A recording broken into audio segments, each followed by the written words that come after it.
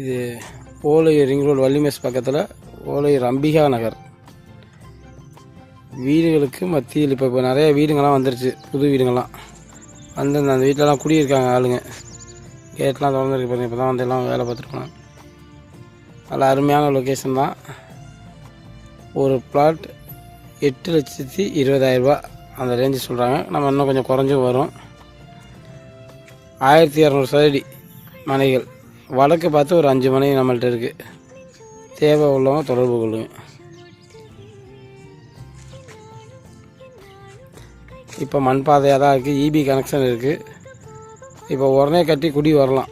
30 அடி ரோடு தான் எல்லாமே. ஒரு நல்லா லோ பட்ஜெட்டில் இதுதான் இப்போதைக்கு இந்த ஏரியாவில் இருக்குது. பாக்கி எல்லாமே இங்கே சதுரடி 2,500 போகுது.